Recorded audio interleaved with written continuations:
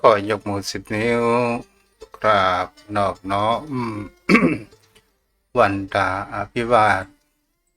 น้อมระลึกถึงอย่างพระอรหันตสัมมาสัมพุทธเจ้าผู้แสวงหาซึ่งประโยชน์อันยิ่งใหญ่ขอนอบน้อมอย่างพระธรรมคำสอนในศาสนานี้ที่องค์สมเด็จพระสัมมาสัมพุทธเจ้าได้ตรัสแสดงไว้ดีแล้วขอนอบน้อมระลึกถึงอย่างพระสงฆ์สาวกผู้ใหญ่ผู้มีทิฏฐิอ่อนหมดจดระงดงามด้วยเสียงก้าวของข้าพเจ้าและขอถวายความเคารพนอบน้อมไหว้สามายังครูบาอาจารย์พระเถรานุเถระพระภิกษุสงฆ์สมณเณรพระสังฆาธิการทรงสมณศักดิ์บัณฑิตนักปราชญ์ท่านผู้มีความรู้ทุกรูปทุกตนทุกองค์มาด้วยความเคารพ และขอเจริญสุขเจริญธรรมมายังป่อออกไปออกศรัทธาอันมีโยมป่อโยมแม่ป่อหมอนแม่หมอนป่ออุ้ยแม่อุ้ยฝีป่านะอา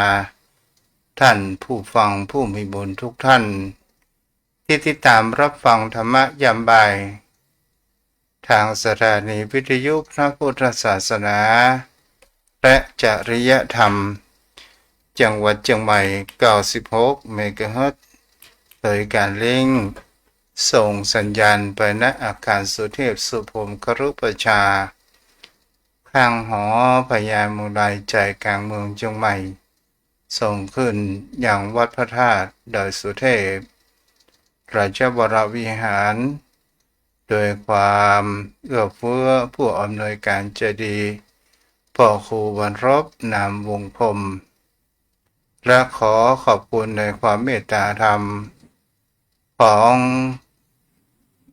ท่านพระอาจารย์พระมหาประสิทธิ์ประสาธิโกผู้คอยก็ลิงก์และส่งสัญญาณไปถึงอย่างโยมพ่อโยมแม่พ่อหมอนแม่หมอนพ่ออุ้ยแม่ป้าผู้มีใจแนบแน่นในพระรัตนตรัยวันนี้ก็มาอยู่ในวันที่2 กันยายนพุทธศักราช2568วันนี้ก่อนที่จะเข้าสู่รายการ ขอแสดงความเสียใจที่ทางวัดแม่โจ้คณะสงฆ์วัดแม่โจ้ได้สูญเสียอย่างเจ้าอาวาสก็คือท่านพระครูวิสุทธิวรยานหรือว่าอาจารย์รองเพิ่นได้ถึงแก่การทำแห่งเขาว่าอสัตตนิบาตอสัตตนิบาตกรรมได้ถึงแห่งเขาว่ามรณภาพลงไปเมื่อแต่เจ้านี้ศรัทธาญาติโยมทั้งหลายชีวิตของคนเฮานั้นมันตึงมาแน่มานอนเพราะว่าคนเฮานั้นบางครั้งบางคราวเปิ่นถึงว่าอยู่กับหมู่มิตรระวังกำอู้กำจ๋าอยู่กับตนตัวของเฮาเองระวังความคิดและความอ่านความคิดในจิตใจของบุคคลเฮาบางครั้งบางคราวมันก็เป็นตัวศัตรูที่จะทำร้ายเฮาได้ทุกเมื่อศรัทธาญาติโยมทั้งหลายในที่นี้ก็ขอแสดงความเสียใจมาทางคณะศรัทธาวัดแม่โจ้ทุกคนทุกท่านอายังก็เกิดขึ้นได้ในชีวิตของคนเฮาศรัทธาญาติโยมทั้งหลายวันนี้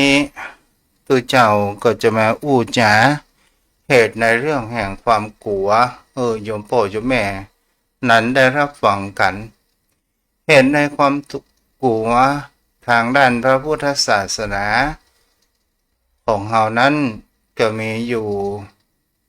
ประมาณ4หัวข้อด้วยกัน5หัวข้อแล้วทางวิทยาศาสตร์ ที่ได้สำรวจก็มีอยู่10หัวข้อด้วยกันเฮาก็มาอู้ตามพระพุทธศาสนาสิ่งที่คนเฮานั้นมีความกลัวเหมือนกัน นั่นก็คือคำว่ากลัวตายในเป็นข้อแรกในสิ่งที่เพิ่นได้สำรวจแล้วว่าความกลัวของมนุษย์ของคนเฮานั้นมีกลัวอย่างพ้องหนึ่งก็คือความกลัวตายสองกลัวการเจ็บป่วยสามก็คือกลัวแห่งคำว่า อ่าขาดสติหรือว่ามีแห่งคำว่าสมองเสื่อมในที่นี้มันก็ยังมีความคลุมเครือก็คือในที่นี้ก็คือประการที่3ก็คือโรคสมองเสื่อมสิ่งที่คนเขากลัวประการที่4ก็คือการสูญเสียอาชีพประการที่5คือการสูญเสียกลัวในการที่จะอู้ในที่สาธารณะชุมชนอย่างนี้เป็นต้นศรัทธาญาติโยมทั้งหลายเราก็ลองมาดูในแห่งชีวิตประการข้อแรกคนเรารู้เหมือนกันว่าคนเราเกิดมาแล้วก็จะต้องตายในวันใดวันหนึ่งความเกิดและความตายนั้นมันเป็นสิ่งที่อยู่คู่กับเราตั้งแต่วันเกิดเป็นต้นมาศรัทธาญาติโยมทั้งหลายถ้าเรามองในเรื่องแห่งความตายเนี่ยความกลัวตายเนี่ยเป็นสิ่งที่บุคคลเรานั้นก็ลองเก็บพิจารณาดูว่าคนเฮาถึงกลัวอย่างใดก็ตามมันก็จะต้องเผชิญเจอและความตายนั้นมันเป็นเศษเสี้ยวแห่งวินาทีในการที่ระบบในร่างกายของคนเฮาจะเป็นระบบการหายใจระบบเครื่องในระบบดินน้ำลมไฟหรือว่าการหมุนเวียนแห่งเลือดของคนเฮานั้นมันเกิดมีความผสมดุลกันเกิดขึ้นถ้าใดท่านหนึ่งมีความอ่อนลงไปก็ก่อให้เกิดแห่งคำว่าโรคภัยไข้เจ็บนั้นติดตามมาความกลัวความตายนี่มันเกิดมาเมื่อใดมันก็เกิดตั้งแต่เฮาปฏิสนธิเป็นต้นมาศรัทธาญาติโยมทั้งหลายแต่คนเฮานั้นพอเวลาเฮาเกิดออกมาเริ่มมีการพัฒนาเจริญเติบโตนั้นเกิดขึ้นได้เดี๋ยวขอปิดมือถือกันเด้อ มันเกิดขึ้นได้ศรัทธาญาติโยมทั้งหลายบางคนบางท่านนั้นก็ตอนที่ปฏิสนธิอยู่ในครรภ์ของบรรดาบักกี่เดือนก็ทำให้แม่นั้นแท้งออกมาอย่างนี้เป็นต้นบางคนอยู่ในครรภ์ของบรรดาใกล้จะเกิดก็ทำเปิ่นเขาว่าคันเป็นพิษเปิ้นก็ระหว่างชีวิตของลูกกับชีวิตของแม่หมอเปิ้นก็คือเลือกว่าจะเอาชีวิตไผส่วนใหญ่ก็เอาชีวิตของลูกนั้นไว้ศรัทธาญาติโยมทั้งหลายถ้าเฮาบุคคลเฮานี่บางครั้งบางคราวเกิดอยู่ในแห่งความหลงระเริงในแห่งเขาว่าหลงไวเมื่อเฮามีภาระกำลังแข็งแรงมามีโรคภัยไข้เจ็บเมื่อเฮาเป็นยามหนุ่มเฮาก็เกิดแห่งความประมาทเกิดขึ้นโดยความหลงในความคิดว่าเหล่านี้จะมีอายุยั่นยืนจะมามีโรคภัยไข้เจ็บ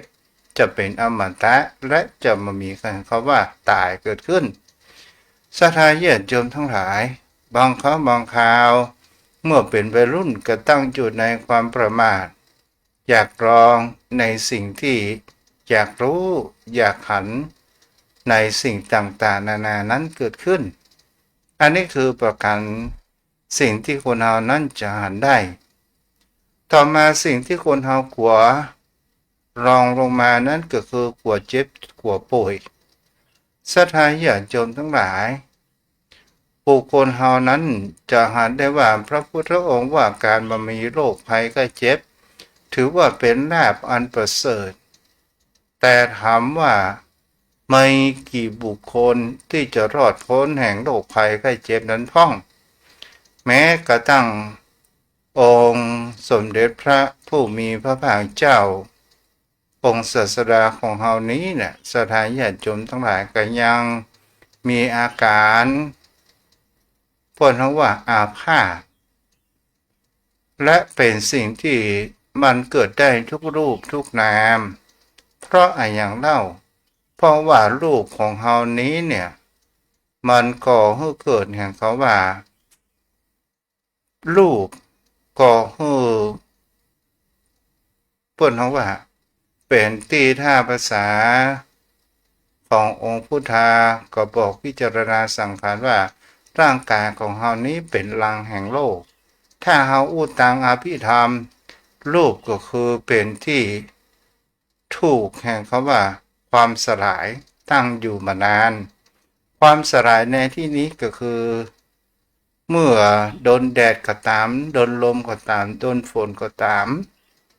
มันก็ไม่สามารถที่จะคงที่นั้นได้มันก็มีแห่งเขาว่าความเปลี่ยนแปลงนั้นอยู่สม่ำเสมออย่างนี้เป็นต้น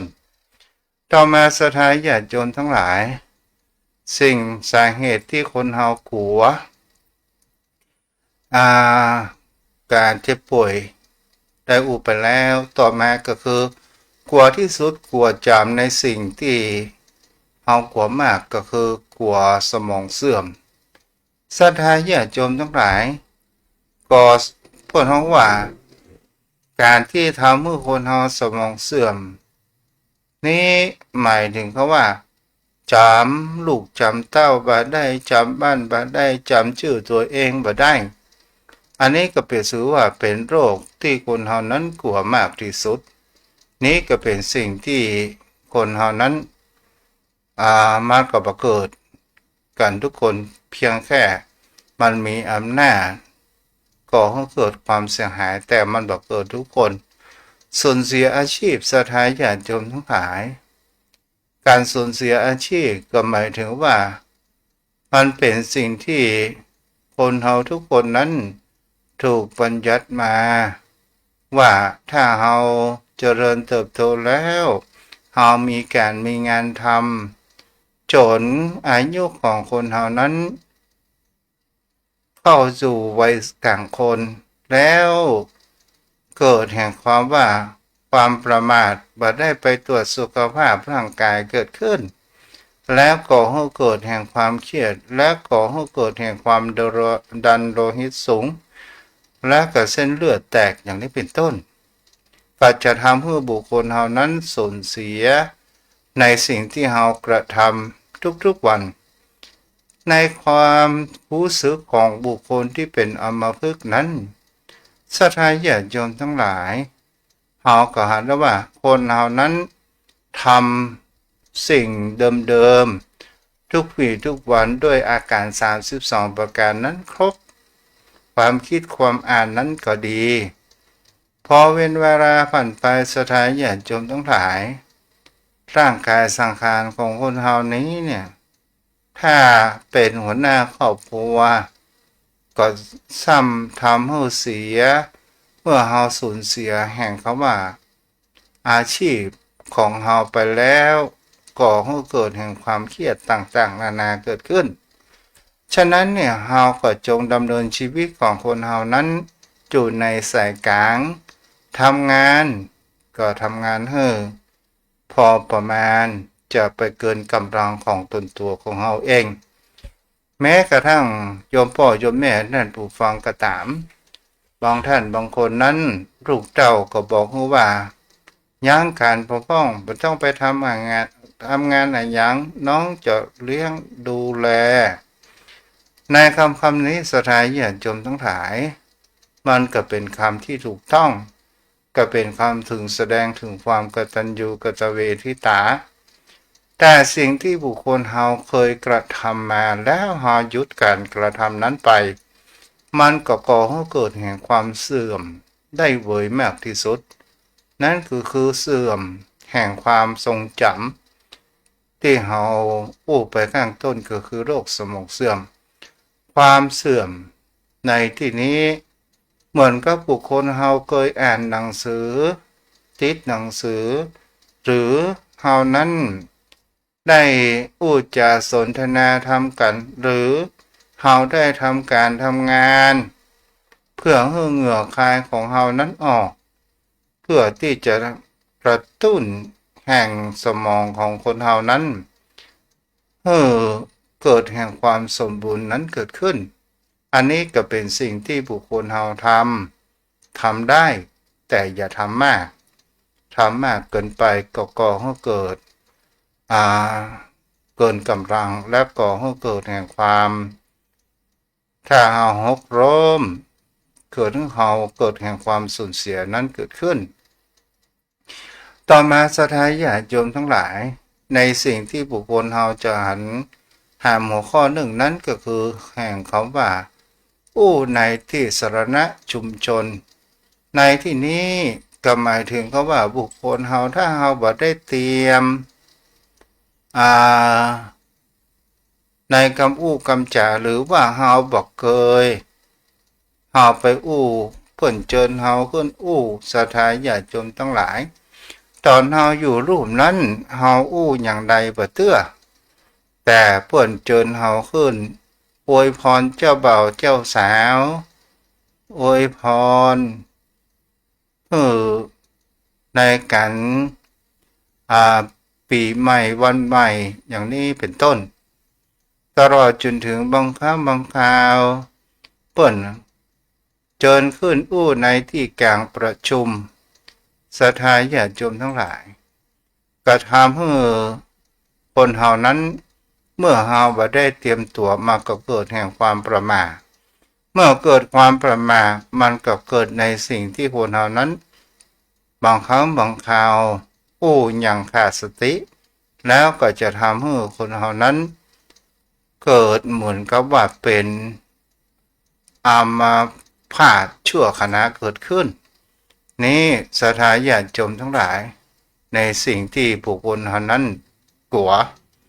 ถ้าเฮามาอู้ทางวิทยาศาสตร์เพิ่นก็บอกว่าคนเฮากลัวมีอยู่10ประเภทด้วยกันกลัวทางวิทยาศาสตร์นี้ก็คือกลัวในการเปลี่ยนแปลงสถานญาติโยมทั้งหลายกลัวในความเปลี่ยนแปลงคนเฮาจะเห็นได้ว่ายุคสมัยนั้นมันเปลี่ยนไปแล้วความเปลี่ยนแปลงบางครั้งบางคราวก็เปลี่ยนแปลง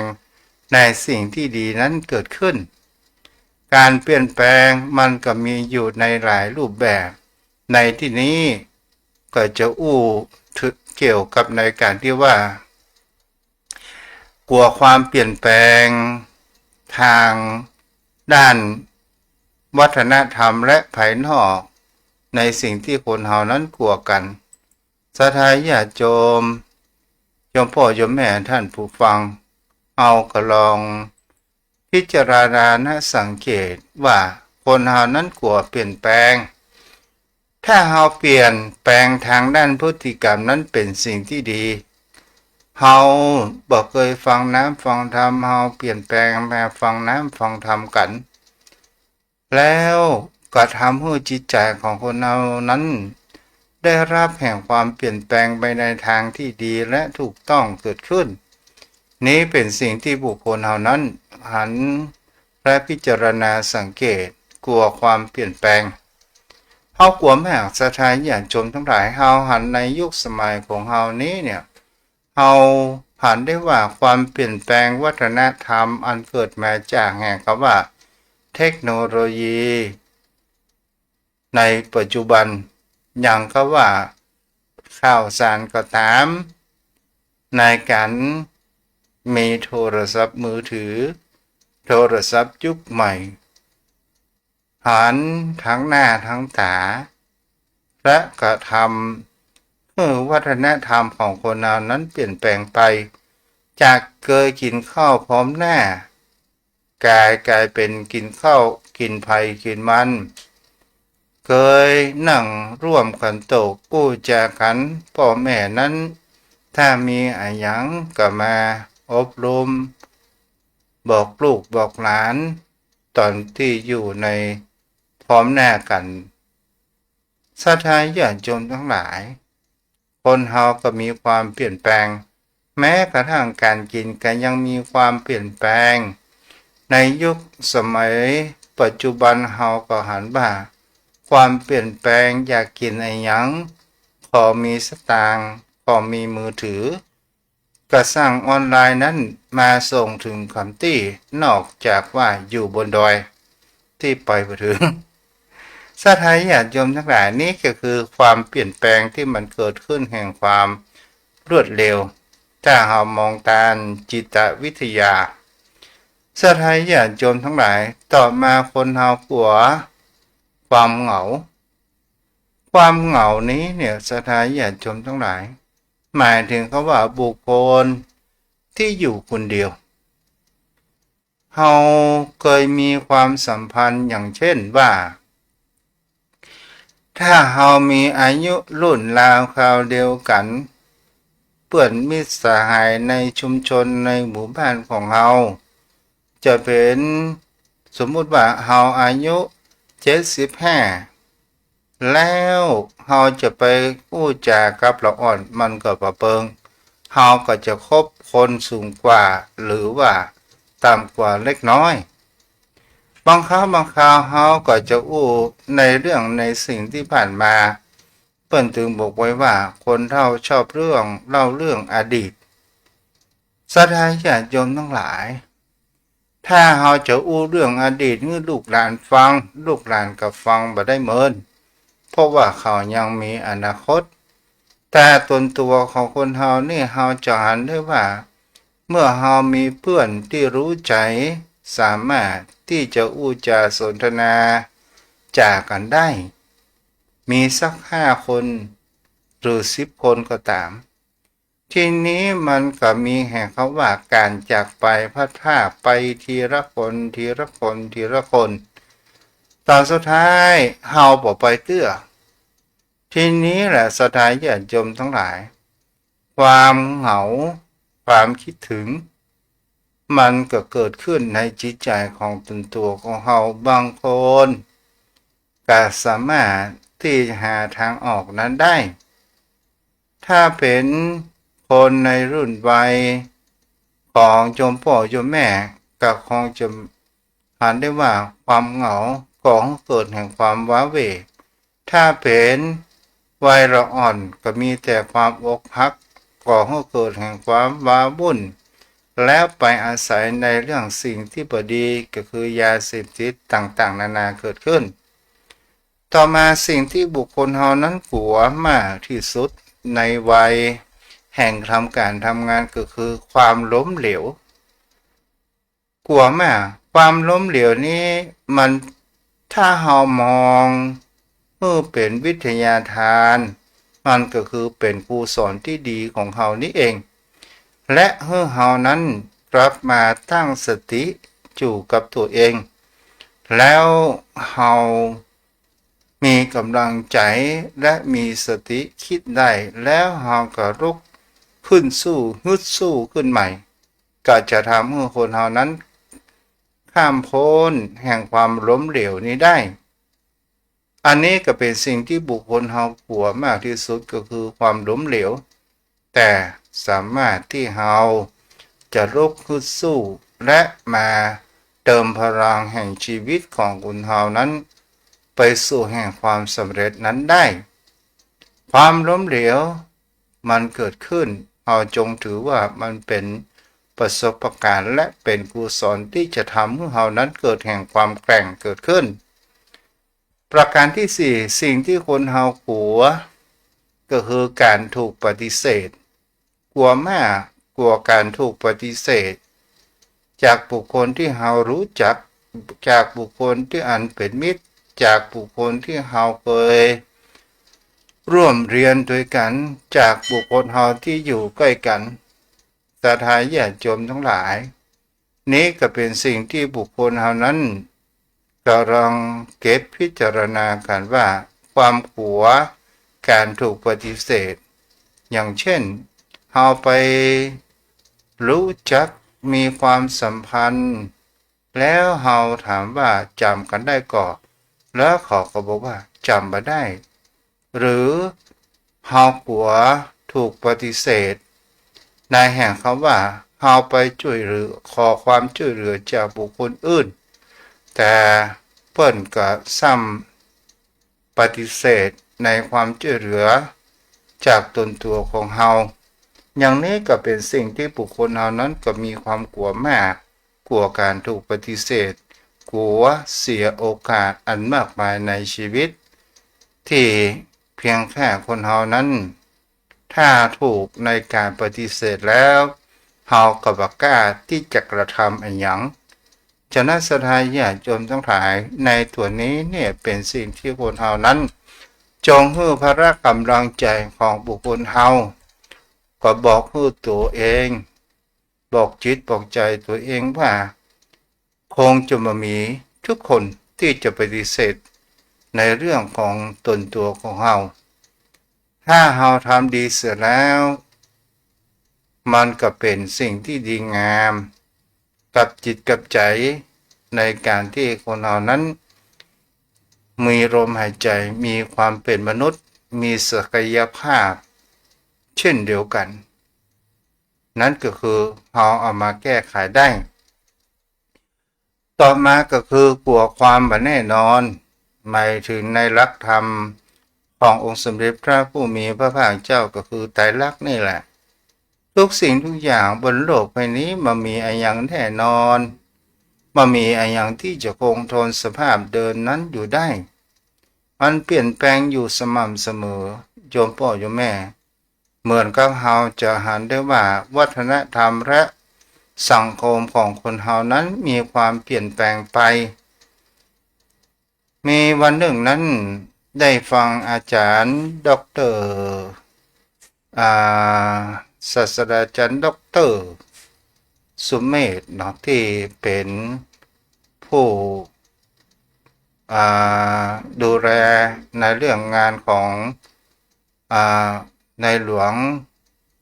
พ่ออยู่หัวของเฮาโลเก้าเปิ้นก็ว่าคนไทยเฮาเนี่ยชอบไปเรียนแบบวัฒนธรรมของฝรั่งมากเกินไปแล้วก็ลืมรากเหง้าวัฒนธรรมของตัวเองอันนี้แหละศรัทธาญาติโยมทั้งหลายเราจะหันได้ว่าความทุกสิ่งทุกอย่างมันมีแห่งความว่าความแน่นอนและก็เป็นสิ่งที่บางครั้งบางคราวคนเราจะไปรู้หรือไม่ว่าอนาคตของคนแต่ละคนนั้นเป็นอย่างไรบางครั้งบางคราวเราหันเขาวันนี้เป็นเด็กยากจนแต่เขานั้นเป็นคนที่มีความพยายามขวนขวายและมุ่งมั่นในการศึกษาตอนสุดท้ายวันหลังเขาก็ได้มีแห่งคำว่าสัมมาอาชีพในการติดยศติดตำรวจเฮาฮู้แห่งกรรมศรัทธาญาติโยมทั้งหลายโดยเรียนโรงเรียนนายร้อยและติดตำรวจเป็นทหารก็ดีเป็นแพทย์ก็ตามบางครั้งบางคราวเขาบอกกึดเลยว่าเขาจะมาถึงในจุดนี้ได้อย่างไรบางคนนั้นเมื่อยามเป็นละอ่อนนั้นบอกเคยลำบากพ่อแม่นั้นเอาอกเอาใจเงินเลี้ยงจนเจริญเติบโตและบ่ได้สอนแห่งความลำบากมือกับลูกสุดท้ายลูกก็มามีภูมิต้านทานในแห่งคำว่าความลำบากเกิดขึ้นแต่มากลัวในสิ่งที่บดีจะเกิดขึ้นในชีวิตและครอบครัวของคนเฮาศรัทธาญาติโยมทั้งหลาย100%เป็นสิ่งที่คนเฮานั้นกลัวที่สุดเฮากลัวเรื่องสิ่งที่บดีหรือว่าเหตุร้ายเกิดขึ้นในตนตัวของเฮาและครอบครัวของเฮาศรัทธาญาติโยมทั้งหลายอย่างกับวันนี้เนี่ย อย่างกับเจ้าอาวาสวัดแม่โจ้อดีตเจ้าอาวาสแล้วเนาะเฮาก็หันว่าท่านมีพระกำลังแข็งแรงดีแต่เฮาก็บ่ฮู้ในจิตในใจของเปิ้นว่าเปิ้นคิดอะหยังแล้วเปิ้นก็ได้ทำเปิ้นเฮาว่าอ่าถ้าภาษาบ้านเฮาก็คือพลีชีพตัวเองนี่แหละศรัทธาญาติโยมทั้งหลายเฮาฮู้ภายนอกแต่เฮาบ่ฮู้ภายในจิตใจถ้าเฮาปล่อยจิตใจโดนแห่งความว่าความกลัวและความเหงาและซึมเศร้าเข้าครอบงำก็เป็นอันตรายมากที่สุดถ้าเฮาบ่ระบายให้ไผเก็บงำไว้คนเดียวก็จะทำให้เฮานั้นเปิ้นเฮาว่าเกิดแห่งความเครียดเกิดขึ้นเพราะว่าเฮาบ่เฮาฮู้เพียงแค่ภายนอกและเฮาบ่ฮู้ภายในแห่งจิตใจภาษาพระเปิ้นเฮาว่าอันตวิบาตกรรม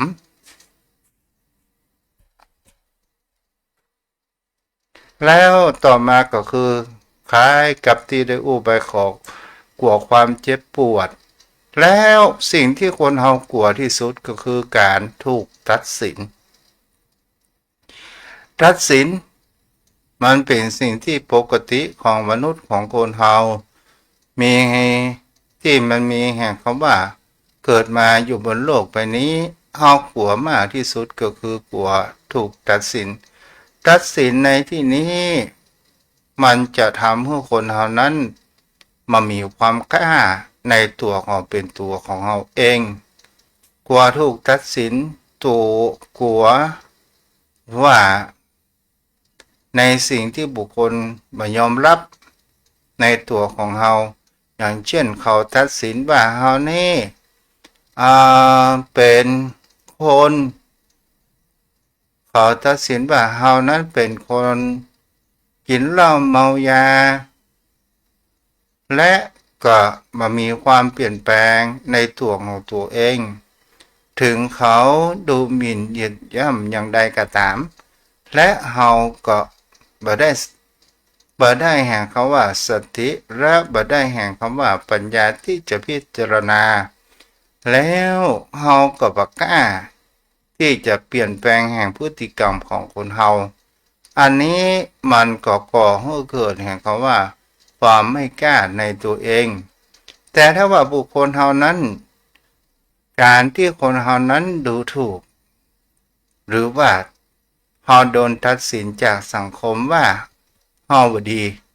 แต่เฮาก็ได้ทำในสิ่งที่ดีถ้าว่าเฮาบ่ดีจริงเฮาก็ยอมรับแล้วเฮาก็มีดีในตัวของเฮาเองอย่างเช่นแต่ก่อนนี้เฮาเคยติดเหล้าติดยาโอ้สมาเลเทเมาปัจจุบันโอ้เป็นคนเข้าวัดก็ว่าแต่มันก็ผ่านแห่งเขาว่าอุปสรรคปัญหาในเรื่องสิ่งที่จะทำให้คนเฮาคนที่มีความอิจฉาคนอิจฉานั้นก็คือหมายถึงที่คนชอบว่าโอ้นอกขาวในดำปองแตะปองว่าวันนี้ไอ้อย่างมาแดดออกเป็นว่านี่มาเข้าวัดเข้าวันอย่างนี้เป็นต้น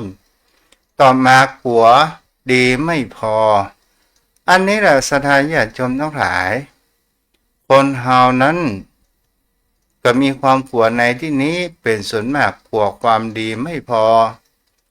ถ้าเฮาดีพอเฮาบ่รอไปรอในจิตใจของคนเฮานั้นถ้าเฮามีพอใจในสิ่งที่เฮามียินดีในสิ่งที่เราได้ในสิ่งที่เราเป็นก็คือคำว่าในสายตาของบุคคลอื่นเขาจะมองว่าดีไม่พอก็บ่เป็นหยังแต่ในจิตในใจของเขาก็ดีแล้วเฮาพยายามแล้วเฮาก็ทำเท่าที่ทำดีที่สุด เฮาบ่ต้องไปกลัวไผประการสุดท้ายก็คือกลัวการอิสรภาพอิสรภาพเนี่ยศรัทธาญาติโยมทั้งหลายถ้าคนเฮามีไผบังคับบัญชาเฮาทำนั่นทำนี่บังคับบังคาวเวลาพอมามีเป็นของตัวเองเหมือนกับดังคนในปัจจุบันตื่นเช้ามา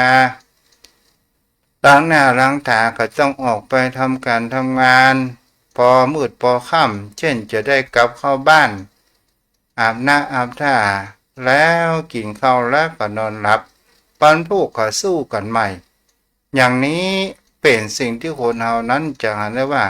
ความอิสรภาพของบุคคลเฮานั้นมีเหมือนกันบางคนก็มี1 วันบางคนก็มี2 วันบางคนก็มีเพียงแค่ปกี่ชั่วโมงแต่สิ่งที่คนเราต้องการมากที่สุดความอิสรภาพแห่งจิตใจของคนเรานี้ก็คือความที่จะพ้นพันธะอันเกิดจากแห่งคำว่าเครื่องสมองนั้นก็คือกิเลสคนเราเป็นทุกๆวันนี้ก็เพราะว่าตัณหาราคะกิเลสอยากได้อยากมีอยากเป็นมีความใคร่ตลอดจนถึงแห่งคำว่าไฟ3 กองโลภโกรธหลงสิ่งเหล่านี้น่ะศรัทธาญาติโยมทั้งหลายมันเป็นตัวที่พันผูกจิตใจของบุคคลเฮานั้นทำให้เฮานั้นมีพันธะทำให้คนเฮานั้นเกิดแห่งความขาดอิสรภาพถ้าเฮาจะแก้ไขจะทำให้จิตของเฮาให้มีอิสรภาพในความเป็นธาตุในสิ่งที่เป็นปัญหาตัณหากิเลสต่างๆนานาเหล่านี้ได้นั่นก็คือการที่เราละความโลภพ่องความโกรธพ่องละความอยากมีอยากเป็นลงเสียพ่องเพราะว่าทุกสิ่งทุกอย่างเอาดูดีๆสุดท้ายมันก็มามีอย่างเป็นของเราสักอย่างมีสิ่งที่กรรมต้องอันเป็นของเรานั้นก็คือการกระทำสิ่งที่ดีและการกระทำในสิ่งที่บดีซึ่งกรรมในที่นี้ก็แปลว่าการกระทำกรรมดีและบดีโยมพ่อโยมแม่ในสิ่งเหล่านี้เป็นสิ่งที่บุคคลเฮานั้นสังเกตและพิจารณากันไปโดยต่อมาศรัทธาญาติโยมทั้งหลายทุกเจ้ายังบ่ลืมเด้อเรื่องของนางโสภิณีอมาลาปาลีก็คือโสภิณีคนนี้ศรัทธาญาติโยมทั้งหลายได้มีตำแหน่งเป็นหญิงงามเมืองในเมืองไผ่สาลีแห่งเจ้าเมืองแห่งฤศวีที่ได้อู้ไปตะวานั้นศรัทธาญาติโยมทั้งหลายนางนั้นเนี่ยก็ถือว่ามีตำแหน่งที่สูงที่สุดเป็นของแผ่นดินถ้าบ่ได้เป็นผู้มีเงินมากมายบ่เป็นเศรษฐีบ่เป็นเจ้าฟ้าเจ้าแผ่นดินก็บ่ได้เจยจมนางอมาราปาลีผู้นี้ศรัทธาญาติโยมทั้งหลายบ่ได้เป็นโสภิณีด้วยความตั้งจิตตั้งใจแต่โดยสภาพแห่งกฎหมายอาญาของบ้านเมืองเพราะว่าตนตัวของตัวนางนี้เป็นผู้มีรูปงามเหมือนดังเทวดาเทพอักษรลงมาเกิดในเมืองมนุษย์ถ้าเอาไว้เป็นสมบัติผู้ใดผู้หนึ่งมันก็ก่อให้เกิดแห่งความอันตรายนั้นเกิดขึ้นได้กฎหมายบ้านเมืองของแคว้นอักษะแคว้นวัดสะเจ้าเมืองฤศวีนี้เนี่ยก็เป็นสิ่งที่เราจะหันได้ว่าใครมีลูกสาวงามจะต้องตกเป็นสมบัติของแผ่นดินไปนางอมาราปาลีผู้นี้ก็จำเป็นจะต้องเป็นนางโสภิณีแค่ได้ครอง แห่งตำแหน่งนี้มาพอสมควรจนมีทรัพย์สินเงินทองสทายญาติชนทั้งหลายและนางก็มีสวนป่ามงหวังแล้วก็ซึ่งเป็นที่อยู่เก่ายืดดมของป่อมหานามะตอนที่เป็นละอ่อนสมัยเป็นเด็กนั้นเกิดขึ้นตกอยู่วันหนึ่งสทายญาติโยมทั้งหลายนางนั้นก็ได้ออกจากปนห้องว่าเรือนคณิกาแล้วบังเอิญก็ไปเพื่อที่จะไปฟังธรรมจะไปอาราธนานิมนต์องค์สมเด็จพระผู้มีพระภาคเจ้ามาฉันภัตตาหารที่ยังบ้านของตัวเองสทายญาติโยมทั้งหลายบังเอิญนางก็ไปถึงก่อนแล้วก็ได้กราบอาราธนานิมนต์พระสงฆ์สาวกอันมีองค์สมเด็จพระผู้มีพระภาคเจ้าเป็นประธานเมื่อถึงเหตุการณ์นี้นางก็พุทธองค์นั้นก็รับนิมนต์โดยดุษฎีและก็ได้เดินทางมาถึงกึ่งกลางทาง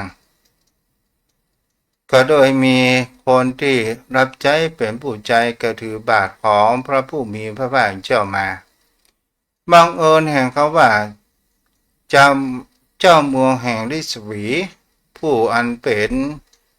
ทายาทแห่งมหากษัตริย์ก็อยากจะนิมนต์พระพุทธองค์นั้นไปฉันภัตตาหารในวังเหมือนกันแล้วมาทีหลังแล้วก็ได้ขอซื้อกับนาง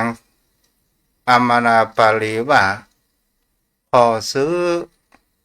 ในกิจนิมนต์ที่จะเอาพระพุทธองค์นั้นไปฉันภัตตาหารที่วังนั้นได้ก็อู้กับนางอัปรามาลีนางอัปรามาลีก็บอกว่าบ่ได้ก้าแล้วด้วยความเห็นเขาว่าเป็นคนมีสตุ้งสตางค์บางครั้งบางคราวเขาอู้เสียงแข็งเกิดขึ้นโดยความหลงของตัวเองเกิดขึ้นว่า1,000 กหาปณะเธอจะหรือไม่ถ้าบาทอยู่ในมือไผ่ก็จะต้องเป็นของคนนั้นไปนางอัปราภาลีก็บอกว่าก็บ่ได้ก้าในที่นี้เธอจะเอาอะไรหยังหญิงกันนิกาถ้าหาอู้ไปแล้วคำอู้นี้ก็เป็นคำอู้ที่ทำให้เจ็บใจเกิดขึ้นหมายถึงว่าไม่ยิงหากินเนี่ยสทายญาติโยมทั้งหลายแล้วนางอัปราบาลีอามาลาเนี่ยก็ได้มีการอู้ว่าหันว่ากิจนิมนต์ของพระพุทธเจ้านี้เป็นสิ่งที่มีค่าค่ะในตนตัวในกิจนิมนต์ของเฮานี้มาก่อนแล้วจะหาค่ามาได้แม้ท่านจะเอาทรัพย์สินเงินทองทั้งเมืองมาข้าพเจ้าก็บ่ฮู้สถานญาติโยมทั้งหลายเมื่อเป็นประการเช่นนั้นรูปเจ้าเมืองของภายสาลีก็คือเจ้าที่สวีนี้ก็ได้เพราะว่ากดดันก็ไม่ได้อย่างก็ไม่ได้สักอย่างก็เลยจำยอมพระพุทธองค์นั้นก็ไปฉันภัตตาหารที่บ้านป่าหมงหวังของ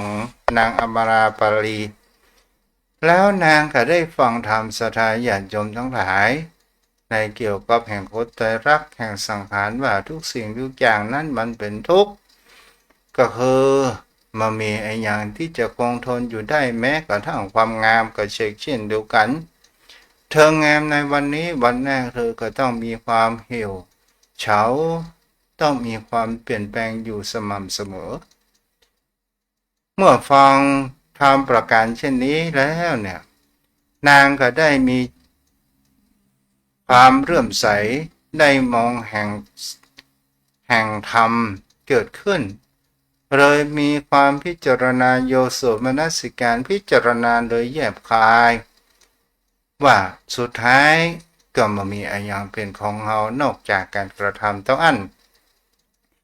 นางก็เกิดแห่งความเลื่อมใสก็เลิกในอาชีพนครโสพินีเกิดขึ้นบอกไปแล้ว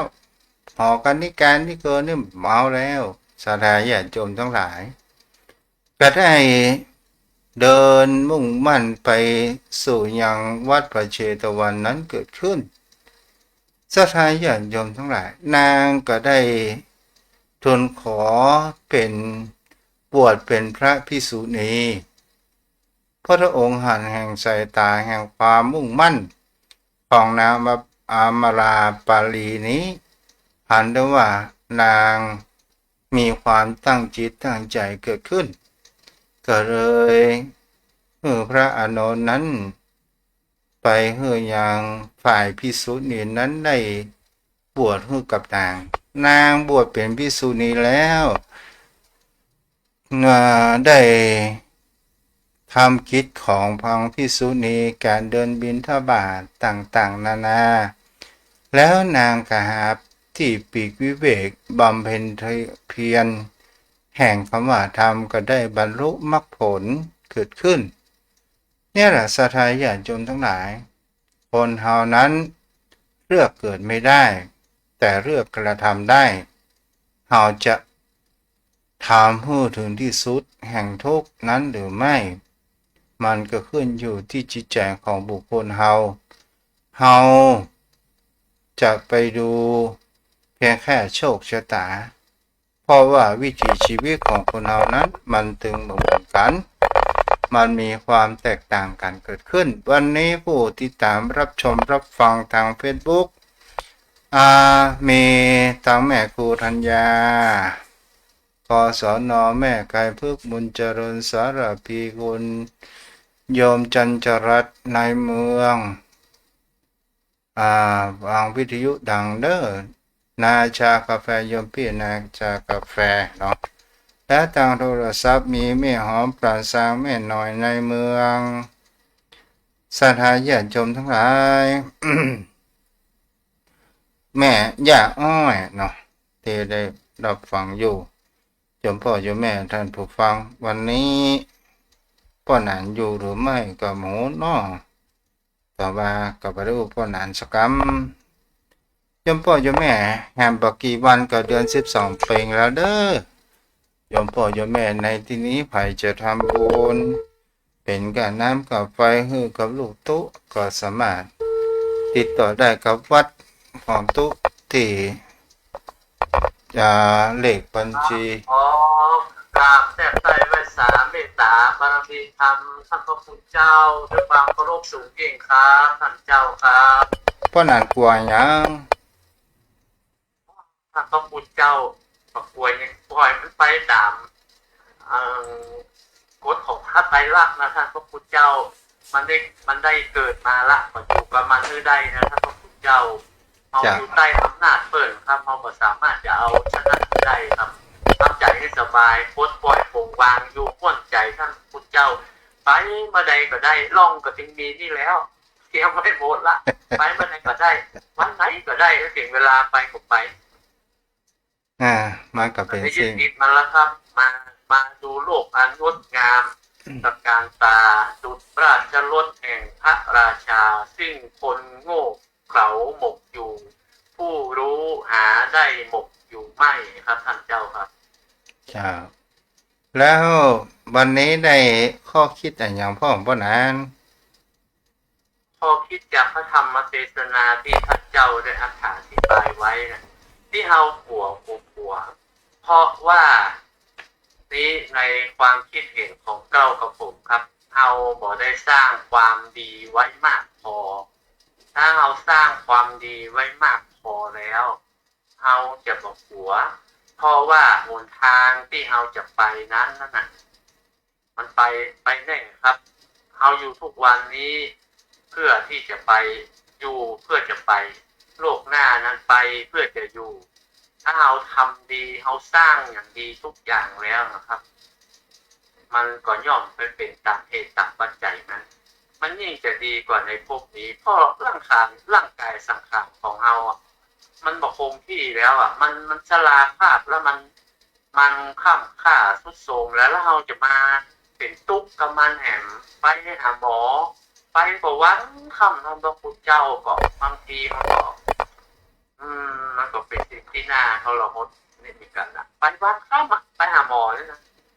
เสียสละเลยนะโอ้จึงบอกจะว่าจะได้ปวดหลังปวดเอวสักปักมันก็จะเป็นต้องทนว่าคนเฮามันเป็นที่เนาะบอกว่าจะตุกบอกว่าจะรวยบอกว่าจะไม่ยิงปัจจัยอยู่ในสถานภาพไหนมันหนีบอกเดี๋ยวหรอมีเกิดแล้วก็มีแก่มีเจ็บแล้วก็มีตายมันอยู่กับธรรมชาติเลยท่านเจ้าพรที่มันมีโลก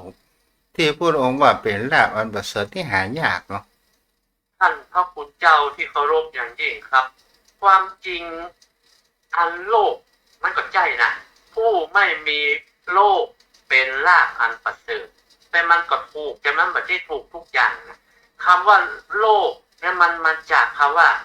ลุทะธาตุแปลว่าการเสื่อมแทงเอาอุเป็นโอแปลงทะเป็นคะคือโลกความไม่มีโรคก็คือถ้าเอาแปลตรงๆนะเอาบอกว่าโรคภัยไข้เจ็บเนี่ยแต่โรคภัยไข้เจ็บแล้วก็ถูกนะถ้าเอาแปลว่าความไม่มีความเสียดแทงเป็นลาภอันประเสริฐการบ่มีความเสียดแทงการรับทุกข์ก็ใช่การบ่ทุกข์อกทุกข์ใจก็คือลาภประเสริฐการบ่ได้ถูกการพัดพรากก็คือลาภอันประเสริฐดังนั้นคำว่าโรคในที่นี้นะครับพระพุทธเจ้าคือโรคภัยไข้เจ็บมันคือสิ่งที่คนได้ยากมันเป็นการเป็นทุกขเวทนาแต่ว่าอย่างเสียแทงเราพนั้นครับถ้ามันแบบนี้มันก่อนเป็นพนั้นฟังก่อนไม่จ่าเจ้าพนั้นได้แปลออกมาว่าแล้วทุถามว่าอย่างเสียแทงความเสียแทงเนี่ยก็คือสิ่งที่มันมาลำบากใจเขาทำเพื่อใจเขาฝุ่นหมองมัวหมองนะท่านพระคุณเจ้าถ้าเราดับได้อย่างนิโรธคำว่านิโรธคือการดับทุกข์คำว่านี่คือไม่นี่นะครับอันโลดตัวนั้นมันมาจากคำว่ารูปทัศน์คือไม่มีการเสียบแทงก็คือการดับทุกข์นิโรธคือการดับทุกข์ทั้งที่ถ้าเขาแปลแบบตรงๆนิโรธคือไม่มีการเสียบแทงก็คือว่ามันดับไปแล้วมันดับทุกข์ไปแล้วท่านเจ้ามันก็สบายมันต้องได้มาผลทุกข์มันต้องได้มาลำบากสักอย่างละนะพระอริยเจ้านะเปิ้นทำที่สุดแห่งกองทุกข์คือเปิ้นบรรลุธรรมแล้วเป็นพระขีณาสพเปิ้นต้องได้มาเวียนว่ายตายเกิดนะครับมันต้องได้มาทรมานเกิดมาก็มาเจ็บแล้วก็มาตายแล้วเกิดมาแหมก็มาเจ็บแบบมันก็มันมีแก่นสารอย่างดังนั้นนะผู้ที่บรรลุธรรมแล้วสำเร็จแล้วนะโอ้ท่านพระคุณเจ้านะสุดยอดของการได้เกิดมาแล้วพ้นทุกข์ใจนะท่านเจ้าครับอย่างเขานี่ต้องเวียนเกิดเวียนตายต้องมาทรมานอย่างเงี้ยมันต้องมาเลี้ยงสังขารคาบเน่าของเราท่านพระคุณเสาะกินยิ่งมีอายุนักท่านพระคุณเจ้าอย่างท่านเจ้าของอายุจะ100 สาวอายุยืนยาว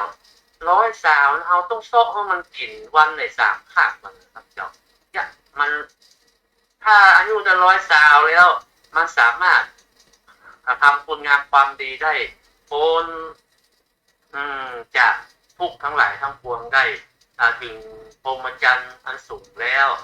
เป็นผู้ประพฤติพรหมจรรย์เพื่อหลุดพ้นและอันนี้ดีกันแต่ถ้าอยู่100 สาวแล้วมันเลี้ยงกันเลี้ยงถึงวันเนี่ย3 มื้อ3 คาบแล้วก็มาทรมานมาเจ็บมาเป็นมาป่วยแหมโอ้ข้าผมว่าถ้าเฮาดูดีๆนะคนเฮาเป็นทุกข์ก็เพราะกรรมกินเพราะนั้นเหมือนท่านเจ้าว่านะถ้ามันบอกกินมันก็ลำบากท่านบอกพระคุณเจ้ามันบอกม่วนถ้าบ่ได้กินบ่ซ้อมันกินเจ็บท้องปวดท้องนอนก็บ่หลับมันเป็นหิว คือความหิวนี่ก็เป็นโรคอย่างยิ่งนะท่านพระพุทธเจ้าความหิวความอยากเนี่ยมันก็เป็นโรคที่เราต้องซอกใส่ต้องใส่เนี่ยมันจึงเวลามาละมันจึงห้องจอกจ่อมันจึงบ่ม่วนแล้วท่านเจ้าแม้แต่จะสดับรับฟังพระธรรมอ่ะมันยังมาเป็นนิวรณ์กั้นอยู่นะพระพุทธเจ้าว่า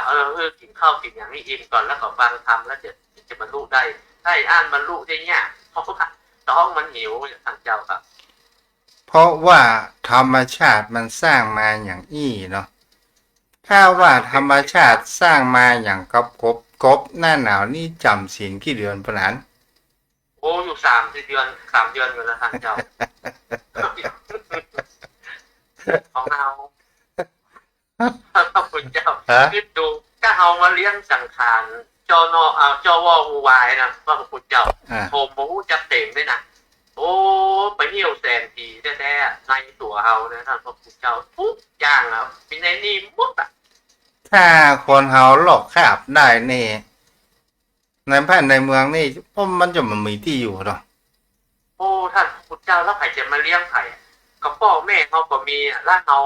ก็ต้องได้เลี้ยงพ่อแม่เขาลูกเต้าก็มาเลี้ยงเขาแล้วปู่ย่าตาทวดแล้วใครเห็นมาเลี้ยงมาดูอ่ะเขาก็เป็นภาระของเขาที่ธรรมชาติเพื่อก่อสร้างปลูกนะท่านเจ้ามีอายุเยอะบดอายุไขอายุออกโคนจุดเช่นนี้แสดงท่านเจ้ากับนี้90ต่อท่านเจ้าเนาะประเด็นที่75 75เอาคือถือว่า75คือว่ามันเกินกว่านั้นอ่ะมันก็เต็มบ้านอดถ้า75ก็ละสังขารไปเลยให้ลูกหลานมาสืบมาแทนต่อเหมือนกล้วยนะท่านพระพุทธเจ้าถึงเวลามันแก่แล้วมันโค่นมันตายไปวายไปแล้วก็นอมันก็แตงขึ้นมาเห็นไหมนอมันเป็นกล้วยเป็นหวีแถมนอนมันก็ตายไปนอนหลานมันก็แตงขึ้นมาแทนผมว่าผมว่าธรรมชาติเพื่อสร้างมาปลูกว่าอยู่มาเมินหมดอายุไขใครก็ตายบอกใครก็ตายละมันจะก่อนจะเป็นเช่นนั้นนะท่านเจ้าครับที่คนเฮากลัวที่สุดก็คือกลัวความเหงาเนาะมันเป็นมีที่ท่านเจ้าอธิบายนะเบื้องต้นนะทุกอย่างนะท่านพระคุณเจ้าถ้าเฮาผมมีสติตั้งรับมันได้นะมันก็ติ้งเป็นอย่างนั้นโอ้อีแก้วบ้านเหนือกลับไปละไอ้คำบ้านใต้กลับไปแล้วเหลือก็กูก็มันก็เป็นอย่างนั้นนะท่านเจ้ามันก็เรียกวกเรียกว่ามันโอ้มันก็ไปกับมดบ่เมินก็คือตัวเฮาอ่ะมันก็ย่อมเป็นเช่นนั้นนะท่านเจ้าว่าโอ้เพื่อนเดียวเสียวหักกับไปกับโมแล้วเดี๋ยวไปเดี๋ยวมาก็เรียกก็เฮา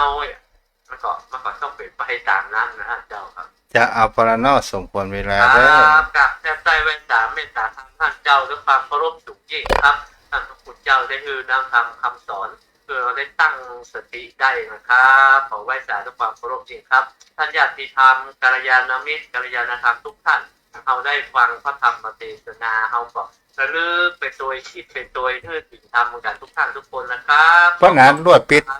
สถานีเลยเด้อครับขอสวัสดีครับขอบุญกินบุญตามขอบุญพักปุ๊บปั๊บรักษาทุกท่านทุกคนขอได้อยู่ดีมีสุขมีสติมีสัมปชัญญะเอาน้ำธรรมคำสอนขององค์สมเด็จพระสัมมาสัมพุทธเจ้าเ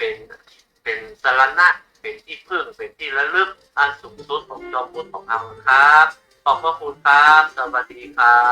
บ